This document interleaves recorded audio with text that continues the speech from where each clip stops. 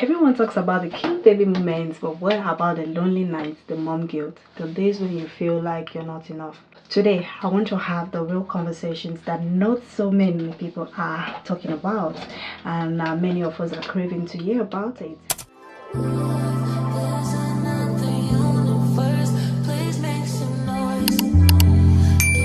Welcome back to my channel, and this is Adefemi Talks, where we have real unfiltered conversations about life, motherhood, faith, immigration, and everything in between.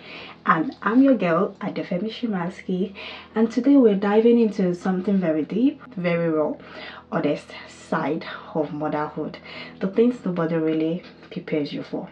So if this seems like something that will interest you, grab your cup of coffee and let's dive into today's discussion. If you are a mom or hope to be someday, I would love for you to comment below. What's one thing you wish someone had told you about motherhood? And what is that thing that you're still figuring out, even as you have that 4-year-old or that toddler? What's that thing they are still figuring out? Mine, I would say this is that stage where my baby is pulling everything, is not sleeping on time, and is growing, and I'm just so thankful to God. He's talking, trying to talk. He's just 20 months, and people will say, you missed this stage, enjoy it, he grows so fast. And I'm like, hello, can he grow faster? Because this stage seems like, ooh, it's a lot. Number one thing I would say that nobody prepares you for is the emotional roller coaster. Like, girl, I feel you, I can see you. Identity shift. Before having kids, you knew you were bubbling tired, you had dreams, goals, passions, you even probably had like a timeline. When I'm 25, I have to have the kids. When I'm 26, I have to get this job. And you had like these hopes, aspirations, your goals, your passions, everything was like you had like a plan. But after becoming a mom, you felt like your entire identity changed overnight. You felt like you're stuck. You start asking yourself, who am I outside of being a mom? Is this what I really want for myself? I think I'm drowning. And sometimes you miss the version of you that was spontaneous, carefree, stayed out, had time for your own dreams. You could hop and travel. Nobody's gonna question you. Nobody you're waiting on. Your husband understood, or your partner understands.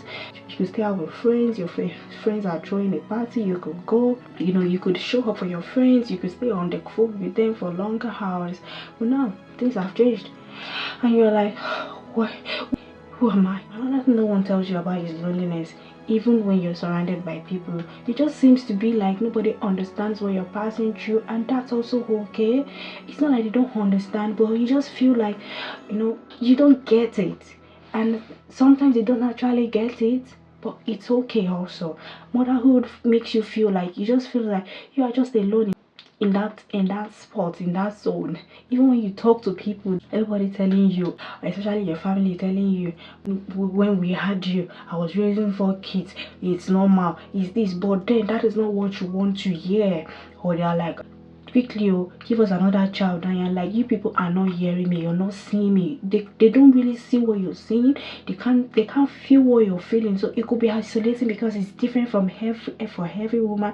Some women, they don't even pass through any postpartum depression and they move on, while some people, they pass through postpartum depression and they stay there, they can't move away from it, while some people are able to pass through it and still move away from it. So it's different from everyone. No one talks about how much you can miss real adult conversations, or how sometimes you long to be seen as you and not just as someone else's mother, or how much you want to watch your TV program without having to censor what you're watching. But now you've got a little baby, you've got a little child, you've got a toddler who is starting to pick words and starting to see things. There are some things you can watch because they are seeing you. There's even some advert that pops up on TV, and my son will be like, maybe they are fighting, there's blood, or they are shooting. My son will be like, oh. So he doesn't understand what's going on, but he knows that thing is not good. So yeah, it can feel so lonely. Another thing that we don't talk about, that everybody talks about, that is mom guilt. Recently, I've heard that there's dad's guilt because my husband just told me one day that he thinks that we are bad parents because I got angry at it because I'm like, no, this is dad's guilt. I know there's mom's guilt, but I think this is dad's guilt. When you feel like you're not doing enough, or you feel like, oh, maybe you should be doing more, you're not doing enough, you're not taking care of the child well. And where did this come from? My son doesn't sleep. He finds it difficult to sleep on time or by himself when he's feeling sleepy, whereas some days that it's just tough.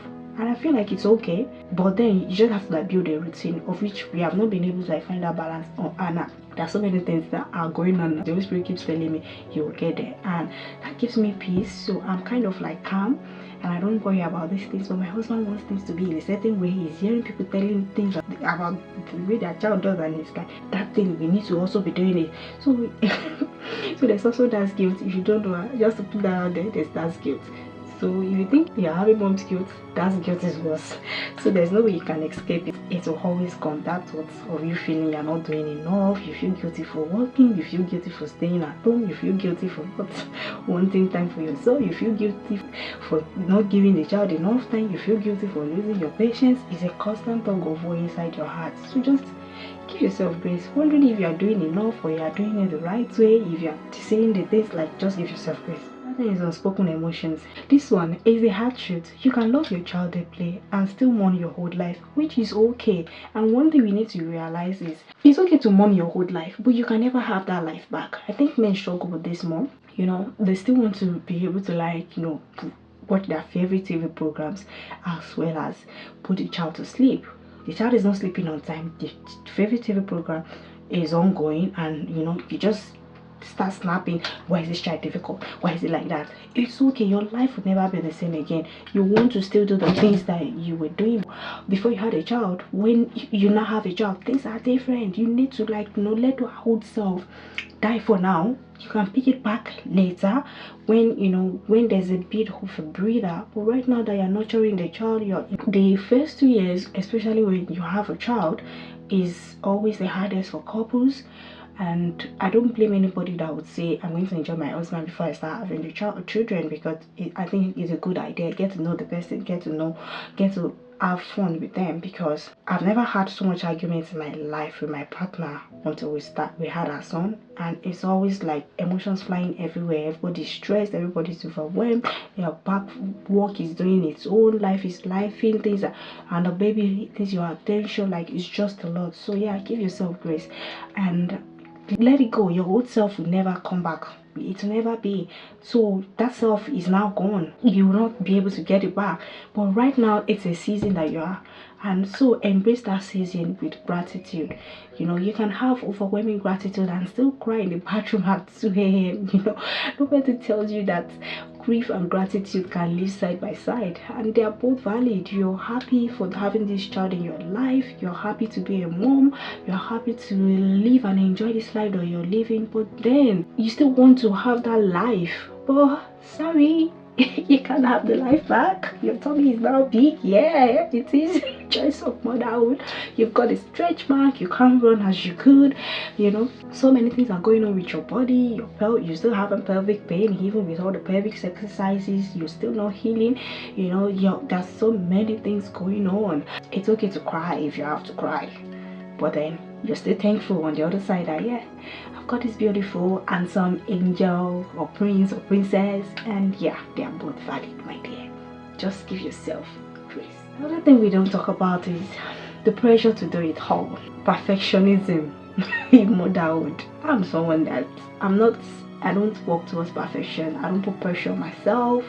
I don't let what anybody's season is like to pressure me into how my child will be. I just pick the good things. If I see the way you're taking care of your child and I want to, like, I like the way you're inspiring your child and you're instructing them, I'll pick it. But I'm not going to pressure my child to make sure my child is like that. No. Perfectionism in motherhood is a thing, and you need to be aware of it and just give yourself grace. Social media can even make it even worse.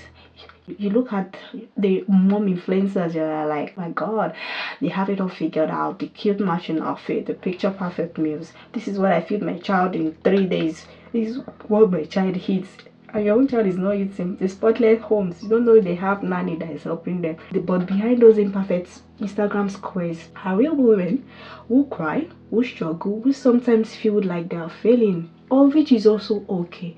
But they come to give you this dangerous lie that you have to be everything every day. Real life versus highlights, my dear, it's not the same. And we're all fighting battles behind the scenes that pictures and videos don't show.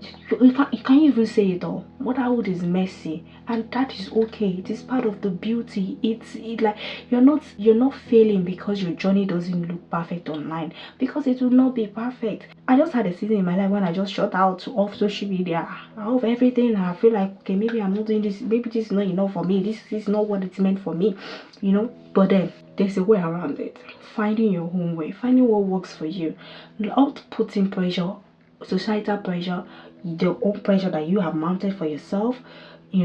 Finding your own way, finding what works for you, setting your own standards, and living by your own standards, by your own terms, and training your children by your own terms. Ensuring not to neglect them, but giving them the best, not just intentional in their lives, being intentional parent, disciplining yourself to give your child the best. And how can this work? One, you need to set boundaries. When you become a mom, suddenly everyone has advice. Tell me about it. Family, friends, even strangers, everybody has one thing or the other to tell you, but not all advice is meant for you, is it? And it's okay to say no. It's okay to do what works for you. You have the right to protect your peace, even if people don't understand it. It's okay to set limits with visitors. It's okay. You cannot go out. It's okay to put your mental health first. It's okay that if you are invited to a party, you cannot stay longer because your child is going to become cranky and you cannot give your best. It's okay for you not to be able to attend parties if you know it's not going to be convenient for your little one. The last time we went on vacation and we went to a fine dining dinner, we were going to have my husband and I were going to go on a date. Fine dining, the table was making sense, like it was a beautiful setup. Lo and behold, we ordered fish, wine, and my son decided that was the time he was going to climb on the table and started playing drums with the fork. It was going to come off his child seat, it was just chaotic. And my husband was like, you see why this is why I told you we shouldn't come out. I was like, for how long are we not going to come out? If you think it's not comfortable, we need to eat dinner, right? Let's take takeaway. And it was like, who does takeaway with fine dining? And I'm like, we do takeaway with fine dining. This is our life now. We've got to live it. It's a season. It's not going to be like that forever. And I just talked to the restaurant that can I do takeaway, and they were like, yeah, that's fine. They will do takeaway, and that's it. So sometimes it's okay for you to mourn your old self. That date night that you people have is not going to happen, either because you don't have a nanny or you're on vacation, you need to eat, so many factors. But then don't try to put yourself on unnecessary pressure, affect your mental health. Start thinking just because you feel like you wish you had that life. Sometimes something has to give. It's a decision. It's a selfless decision. Motherhood, parenting is a selfless decision. Another thing is you can do is create your own traditions and routine. Instead of you going out for dinners or date nights, you could create something at home that everybody will be a part of. The mess will stay in the house. You don't have to start running after the child when you guys are in public, because the child is at home. The child has toys and things they can play with. Your motherhood doesn't have to look like anyone else. It's your choice. This is your decision. This is your life. This is your parenting.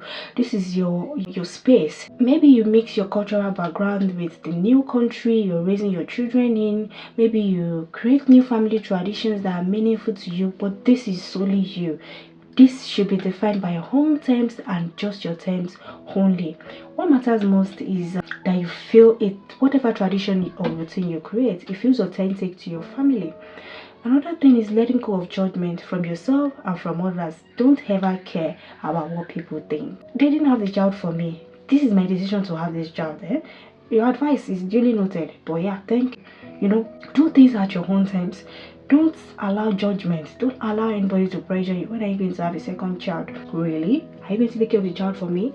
Are you going to pay for childcare? Hello? Every mom is doing the best they know with the tools that is available. to them. So you might not get it right every day, and that is also okay. The days you get it right, it's fine. Right now I'm struggling to like put my child in the way of the Lord, read to him, but I don't even know how to go about it. And the Holy Spirit keeps telling me that you will get it, you will get there. And so instead of me worrying about the fact that instead of he wakes up in the morning and he's asking for cocoa, and I'm insisting we're going to pray, we're going to read the Bible, we're going to do this, and this way shouting on my head, and I decide to like give up, because at the end of the day he's not listening to what I'm saying, is it? And we'll try again another day. It's also okay. So messy days don't define you. There are times that the house is like the lion fights. You don't have to live to anyone's expectations, only to the love and safety your child needs. Your child comes first. We define success in motherhood. Success isn't about having the most followers, the cleanest house, I don't have that, or the most perfect birthday party for your child. And even your celebrity mom influencers, the people you follow on Instagram, they don't also have all these. So relax, chill. They are also struggling, and those that have it, they probably have like one nanny for each child, or they are paying a lot out of their pocket. Do you have the money? So please don't pressure yourself. Redefine your own success. It's by raising children who know they are loved, they are cherished. It's about keeping your sanity, your mental health. It's about showing up with love even when you feel exhausted, not snapping. And sometimes it's just about surviving another day, and that is enough. That is okay. It's your home, it's your family, it's your child, it's your nurturing, it's your skill. So take it easy, give yourself some beautiful grace, because you got this, mama. To summarize with this, motherhood is messy, it's magical, it's overwhelming, it's beautiful, and I do say so myself. And it's okay if you don't have it all figured out. Nobody does. You are exactly the mother your child needs right now, just as you are. So give yourself some grace, take it easy on yourself. You will get it when you get it.